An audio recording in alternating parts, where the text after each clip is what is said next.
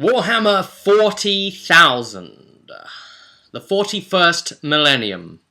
It's 25 years old, and Games Workshop have been celebrating that through their chains of shops by having events and supposedly 25 tier cakes.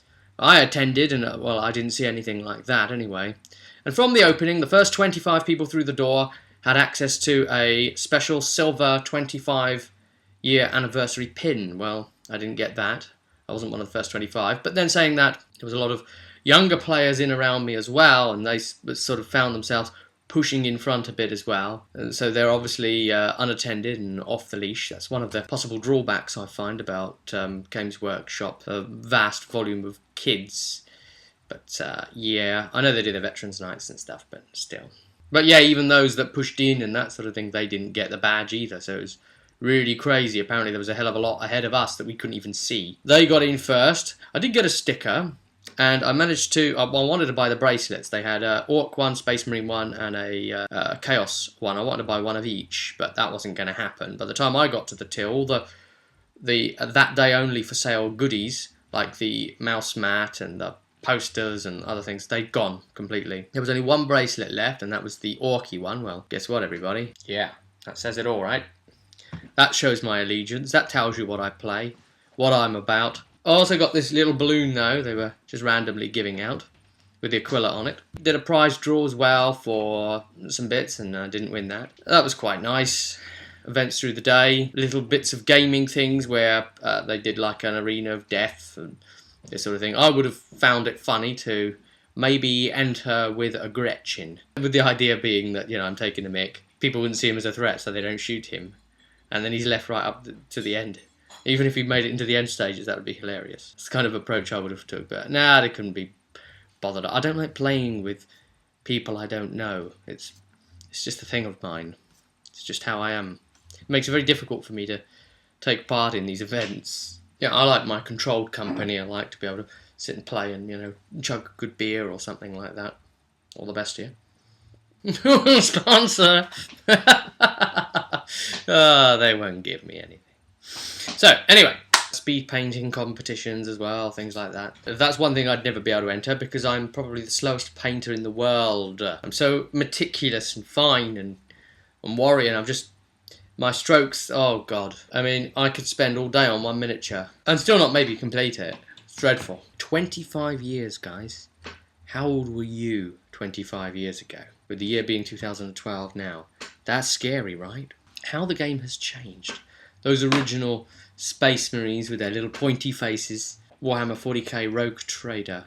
And now, what we're left with the oncoming new edition. So, who knows what unusual changes that will bring. 40k, over the time, it was never one of those games that really ever truly struck me. I was always a fantasy guy.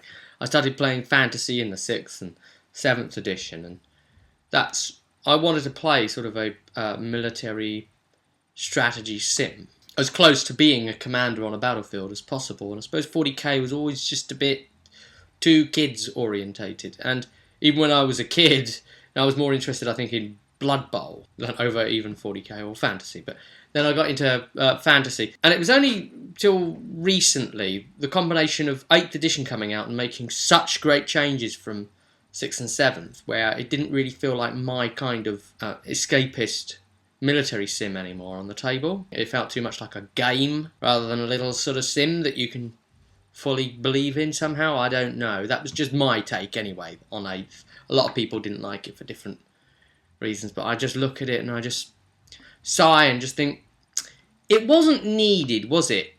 And I'm sorry to be talking about fantasy in a 40k video, but it does all lead up to it, and you'll see why in a sec.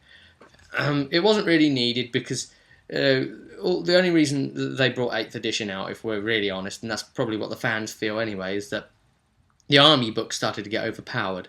Majorly, the Demons one was really the great big elephant's foot on the spine, wasn't it? The tournament scene problem, wasn't it? And all of that. I don't do the tourney scene anyway, so that doesn't matter. But I started getting more interested in 40k when 8th edition did that, and it was the combination also of role-playing, Dark Heresy, and I suppose getting to learn more about that world and start to appreciate it more as an adult, to start to explore sections sectors of the galaxy. I played a bit of orcs because, well, you know, it's greenskins. I play orcs in everything I do. That's just what I do. You know, collected some Tau and just painted them up because you know I like the look of them. But I thought the codex was awful for the Tau. Never really was able to grab me. I said, oh, I was never really going to play Space Marines, but there may be an angle of coming into that somewhere down the line. I don't want to say too much, but you know, once we start doing Death Watch, I'd have something in common then with common ground with it and kind of interest maybe to do it. I have to have, I suppose, come in and understood the army from an RP element first before I can come in and actually portray them at the table, because that's, you know, I really have to respect them. I don't just want it because they are quite good and win a lot. Because, you know, I play orcs, I'm used to not having a champion force that does what I tell it to do. It's a little distressing that Warhammer 40k became somewhat more the tactical game over fantasy now. And it always used to be the other way around. Fantasy was about, you know, battle manoeuvring and more about the tactics, and 40k was just sort of the modern military angle of sort of placements and you know, if you start opposite them, then they'll most likely be good, and make sure you know who to focus your fire on, and then you're fine. You know, work out what the most dangerous enemy units are. I'm fairly hopeful for the future, and I still have these feelings of intrigue about Warhammer 40k and keeping on playing it. And I'll be interested when the new army book comes out, but then you don't really ever hear the truth about these things for at least 3 months after release, because everyone's all like hyping and saying, oh, it's really, really good, it's really, really good, all the media sources, you know, and then about 3 months later, then you hear their actual opinion and they start saying, well, you know, they could have done this better, couldn't they? They could have done that better, or whatever. And maybe it's the overall feeling that eventually the decision gets made by the Warseer crowd, because that's really where it's at, isn't it? On the you know, the Warseer website. If you don't know what that is, I'll chuck a link in the bar for you below.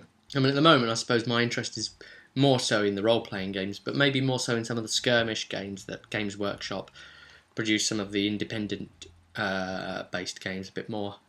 Maybe like Mordheim, or of course Blood Bowl. From that point of view, I'm really interested in a lot of the scenery that Games Workshop are producing. I just recently when I was in today, I saw the Garden of Moor, and that looks really nice. But when I looked at it, I didn't think, ooh, what can I do with that in my Warhammer games? I looked at that and I thought, ooh, that'd make a nice piece of scenery for like roleplay, or if we start role-playing Warhammer Fantasy Roleplay 3rd edition. Yeah, cool, Garden of Moor. Or all that might be a nice Mordheim place to skirmish in and around, you know, that's what you want. But yeah, the game is pretty good. It's in an okay place now, but I still don't like the way that it is so tournament focused. And it's so army flavour of the month, and the new releases are all so shiny and hyped. I guess I'll always love my orcs, but I think I love them more in fantasy than I do in 40k. Happy birthday, Warhammer 40k. Happy 25 years to you. And here's to another 25 of you. I'm sure you'll be dominating the scene for the long term coming, and still keeping those sales higher than your fantasy game. That came before you, I might add, your bigger brother. And thanks to all of my gaming brethren out there for tuning in and checking this out. So, one last drink to you.